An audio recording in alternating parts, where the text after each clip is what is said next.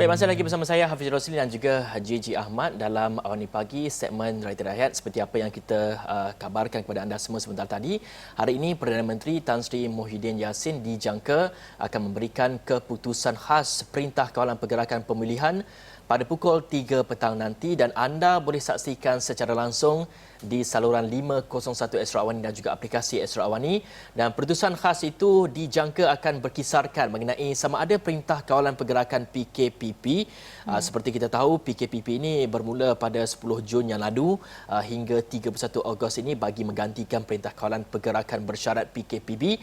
Dan apa yang boleh dijangka mengenainya adalah perkembangan pematuhan rakyat terhadap PKPP, SOP norma baru dan juga sama ada PKPP akan ditamatkan lebih awal ataupun dilanjutkan, JJ.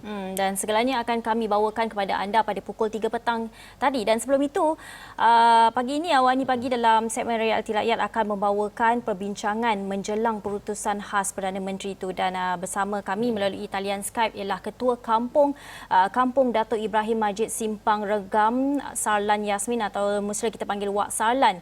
Apa khabar? Selamat pagi. Assalamualaikum Wak Sarlan. Waalaikumsalam. Sihat alhamdulillah. Selamat pagi. Kita sebenarnya nak ambil tahu dan juga sekarang ni seperti yang kami berdua sebutkan, sudah banyak kluster-kluster baru diumumkan oleh KKM dan kita tahu kampung Wak Sarlan merupakan kampung pertama ataupun lokasi pertama yang diperintahkan Perintah Kawalan Pergerakan diperketatkan PKPD. Dan bagaimana keadaan ketika ini Wak Sarlan? Ada tahu orang luar ataupun keluarga dari luar sudah mula kembali ke kampung dan bagaimana tahap persediaan mereka ataupun bagaimana mereka mengikut SOP di sana, bagaimana sekarang ini di sana? Keadaan SOP di kampung tempat saya ini semuanya ikut apa arahan yang telah dikeluarkan oleh pemerintah dan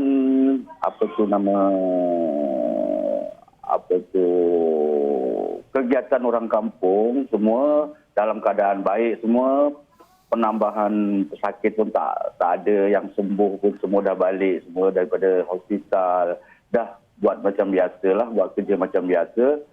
Tapi kawalan pergerakan dan penjarakan tu memang kita tetap patuhilah apa arahan-arahan yang telah dikeluarkan oleh kerajaan. Jadi itulah kehidupan di kampung dah normal, dah macam biasa dah sekarang ni. Macam di kebun-kebun, di ladang-ladang, di warung-warung kopi ke apa kan, nampaknya memang semuanya dah macam biasa, macam sebelum PKP, tapi cuma kawalan tu agak terbatas sikit lah. Pergerakan agak terbatas sikit lah. Jadi itulah keadaan tempat saya ni.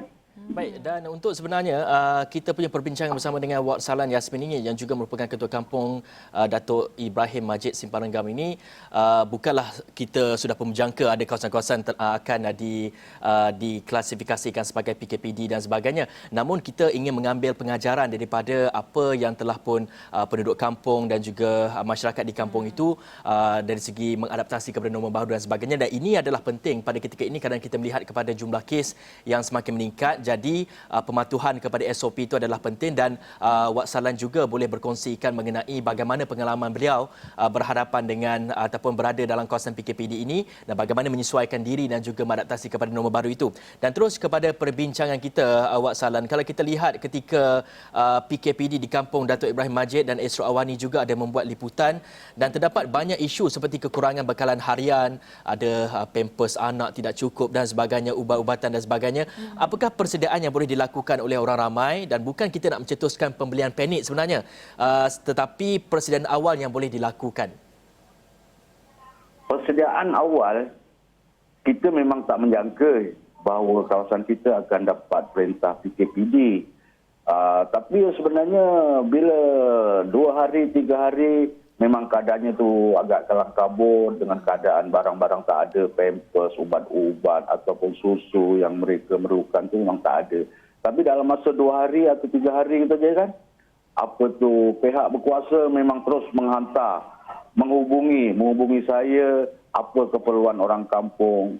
Jadi bagi saya waktu PKP, PKPD dan PKPC tempat saya kalau ada cerita-cerita yang bekalan makanan tak cukup, barang-barang keperluan tak ada, itu semuanya tu bagi saya berita-berita yang tak betul. Tapi sebenarnya dalam tempat saya ni keadaannya memang semuanya tak ada masalah. Semuanya baik semuanya. Kalau dia orang makan sardin, kita pun ikut makan sardin juga. Kalau dia orang makan telur, kita pun ikut makan telur juga, sama je. Kalau dia orang anak tak ada susu, umpamanya dia orang susu Dugro atau susu Daleji, semua pun sama saja apa yang dihantar. Bagi saya keadaannya semua terkawal dan cukup baik, daripada bantuan daripada mana-mana pihak, daripada parlimen, daripada NGO, daripada kerajaan sendiri, daripada orang-orang kampung sebelah-sebelah tu. Memang mencurah-curah bantuan makanan, bantuan apa-apa semualah, keperluan semuanya. Jadi bagi saya di kampung saya ni tak ada masalah. Kalau ada cerita-cerita makanan tak cukup, itu semua cerita palsu sajalah bagi saya lah. Itu ajalah. Ya, Wak Salan, kalau kita imbas kembali Kampung Datuk Ibrahim Majid dan Bandar Baharu Datuk Ibrahim Majid dikenakan PKPD pada penghujung bulan Mac sehingga 19 April. Dari pemerhatian Wak sendiri, bagaimana keadaan di kampung sana? Lebih-lebih lagi dalam penjarakan sosial, adakah mereka masih mematuhi penjarakan sosial? Kedai-kedai masih lagi membuat saringan suhu. Bagaimana pemerhatian Wak Salan?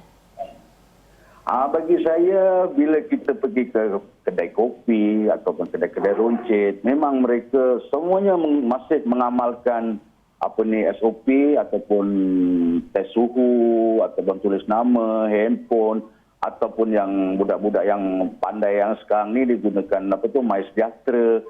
Memang semua, baik ataupun di bengkel-bengkel kereta ataupun di warung-warung, semua memang masih mengikuti lagi lah.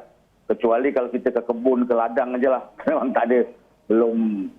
Sebab di ladang tu memang kita ladang sendiri. Jadi kita tak adalah buat macam itu, buat SOP lah di ladang sendiri. Kalau di ladang macam contohnya macam Pelkra ataupun Pelda, memang kita masuk di kawasan itu memang kena ikut apa arahan pengurus di situ lah. Memang kena ikut SOP semua. Tapi keadaannya dah macam biasalah, dah dididik daripada awal bulan 3 tu hari kan. Kita semua ni, rakyat-rakyat semua dah dididik dengan cara kehidupan yang baru. Jadi semua nampaknya mematuhi apa arahan-arahan mereka semua. Tak ada masalah. Betul.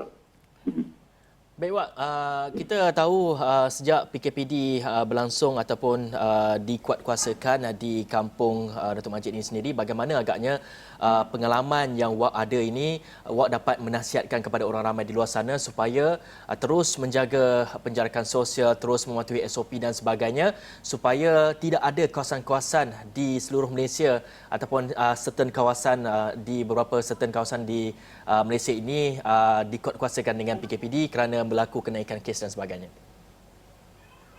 Pengalaman di tempat saya, apa yang arahan yang telah kita ikut, apa yang telah kita patuhi, nampaknya membuahkan hasil yang baik. Jadi saya beringatlah ni kepada kawan-kawan saya, saudara-saudara saya yang jauh-jauh daripada Sembaranggam lah umpamanya, di luar daripada kawasan Johor ni, ikut sajalah arahan apa yang telah ditetapkan oleh pemerintah, jarakkan sosial, masjid, sembahyang surau ke masjid apa pun kena ikut arahan apa yang telah ditetapkan. Jadi untuk menjarakkan untuk mengelakkan daripada kita kena jangkitan daripada luar, gunakanlah kita ni topeng muka ataupun cuci tangan yang sentiasa kita cuci bila kita ke mana-mana. Itu kita kena jaga sikitlah diri kita dan diri orang lain lah, macam itulah maksud saya lah. Wak Salan, kalau kita cakap pasal mengenai kita jaga kita dan juga jaga kesihatan orang lain, juga kewaspadaan itu penting kan Wak Salan. Tapi bagaimana Wak Salan kita nak ceritakan tentang kerjasama masa ada PKPD itu kan, bila semua orang perlu duduk di rumah, semua orang perlu mematuhi SOP, ada waktu-waktu yang boleh keluar, siapa yang keluar pun bersyarat juga. Boleh perincikan bagaimana kerjasama orang kampung ketika itu kita nak memahami kembali? dalam pada masa itu, kita memang ada terima arahan daripada pihak ATM, dia akan pasang drone tu setiap hari dan setiap waktu dia akan beritahu pada penduduk-penduduk kat sini. Jadi mereka mesti mengikut apa peraturan-peraturan, apa arahan-arahan yang telah diberikan oleh anggota ATM tu lah daripada atas kan. Jadi dalam keadaan itu saya pun tak jemu jugalah beri pandangan pada mereka, ikutlah arahan supaya kita ni cepat berkeadaan yang sedia, macam berkeadaan macam asal lah saya cakap itu kan. Jadi kalau kita tak ikut arahan apa yang telah dia beri, kemungkinan kita akan menghadapi masalah yang lebih teruk lagi, saya cakap macam itulah. Jadi mereka pun akur. Jadi kalau kita arahkan dia jangan keluar rumah, mereka pun tidak berani keluar rumah betul. Bila mereka keperluan barang-barang tu tak ada apa, dia akan hantar WhatsApp kepada saya dan saya akan uruskan kepada Jabatan Kebajikan Masyarakat ataupun apa-apalah badan-badan yang sini yang bertanggungjawab untuk menghantar makanan tu semua tu. Jadi mereka tidak perlu keluar, ikut semua apa arahan apa yang telah saya arahkan itu. Baik, itu nasihat daripada Sallan Yasmin merupakan Ketua Kampung Dato' Ibrahim Majid Simpang Renggam yang menjadi kawasan pertama diisytiharkan sebagai ataupun dikuatkuasakan Perintah Kawalan Pergerakan diperketatkan. Banyak nasihat dan juga pengalaman yang boleh kita amati untuk kita dalam masa yang sama untuk kita bersedia sekiranya apa-apa perkara yang berlaku selepas ini. Tetapi apa yang kita ingin ingatkan sekali lagi kepada anda semua, pada pukul 3 petang nanti adanya perutusan khas Perintah Kawalan Pergerakan Pemulihan oleh Perdana Menteri Tan Sri Muhyiddin Yassin pukul 3 petang pada hari ini. Jadi teruskan bersama kami di Esra Awani. Dengan itu segmen Realiti Rakyat di Awani Pagi berakhir di sini. Saya Hafiz Rosli dan saya Jijik Ahmad. Terima kasih kerana menonton. Bye.